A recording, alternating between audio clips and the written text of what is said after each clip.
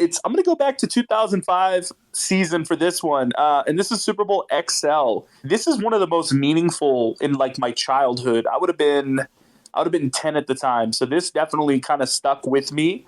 And it's not a one that gets talked about a ton, but it was the Seahawks and the Steelers, and this was in Detroit. Reason I bring that up, home of Jerome Bettis, who the Steelers did go on to win this game, so he did get to get to nab that Super Bowl win. But I'm going to tell you this: this is probably the most controversial Super Bowl that I've seen. I was really rooting for Hasselbeck in Seattle to get it done. There's no secret we're from Seattle, but I could not believe the officiating in this one. The Hawks touchdown by Darrell Jackson got negated due to a penalty on the very first, in the very first quarter. That set the game off to a weird vibe. The penalty was pretty bad. Seahawks also had like a really bad holding call in the fourth quarter on a deep pass that really would have set them up nicely. And I remember Coach Holmgren even said following the game, we knew we were going to have to play the Steelers. We didn't know we were going to have to play the guys in the stripes as well. I remember that vividly, and me being like, wait a minute, like that can happen, And so obviously I took it out of context as a kid, but look at where we are now in 2023 in officiating, and we haven't come that far from it. But that's just one of my favorites, man. One little last note on this game. That Seahawks team really deserved a ring. I think you'd probably even agree to this. Hasselbeck, Sean Alexander, Walter Jones, Max Strong, Tatupu on defense, who he was an absolute monster that season, made the Pro Bowl as a rookie. Just a ton of fun, man. Really, really enjoyed that Seattle squad. Very well said. Very well said. That was fantastic. All right. My next one. I got to go with this. I know we talk a lot about the guy, and he's only got one Super Bowl, but he got one Super Bowl, all right? The Packers beating the Steelers, Super Bowl 45.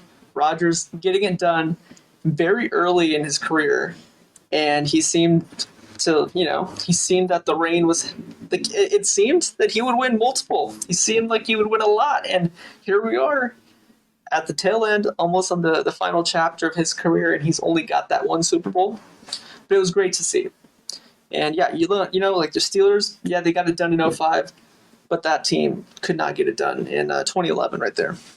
I don't want to date us here, but that game, I believe, was either our first or second year of being friends. And I remember out of our friend group, everyone was rooting for the Steelers in that game, picking the Steelers. We all had them to win. And I think you were the rebel that actually took Green Bay. Am I wrong on that? That's perfectly correct. I do have the Facebook posts dated from that time period stating that the Packers would win. So this is one of those where I'm like, wow, I'm glad that I've got the proof in the pudding that, hey, my sports betting career probably peaked when, when I was about 17. I love it, man. Let me go ahead and I'll go ahead and give you my third pick, my final pick. And I saved this one for last because if I have to think of an NFL game and I could only watch maybe one NFL game for the rest of my life, this is going to be one that would actually be on that potential list. And I'll tell you why. This is probably the best game I've ever seen from start to finish. I'm talking about the Falcons and the Patriots. Brady and the Patriots rally from 28-3 down. Everyone knows that. With 17 minutes left in the game to win the first ever overtime Super Bowl 34-28. It's not featuring my team, but come on. Like, that has everything that you want. A massive lead. Both teams look great. Another team rallies, comes back. They force overtime. I mean, you can't. If that was in a movie or a video game, you don't believe it. And one of my favorite plays of all time occurred in that game as well, when Edelman made that catch with the three Falcons players pretty much surrounding him and on top of him. It was insane. One of the best catches in the history of football, not just the Super Bowl. 19 points in the fourth quarter scored by New England to force overtime is just absolutely wild. And this is the greatest game I've ever seen and the greatest Super Bowl I've ever watched. Man, that's going to be my third pick. Very well said. And Forr, I do remember you coming in at the tail end of that game, and I was I was a little preoccupied. I was watching that game with a certain friend who probably does not want to be named, just because he's very, very successful in his professional world. But he knows who I'm talking about. And yeah, I just got to say that was a game that I remember watching it, and I couldn't believe it.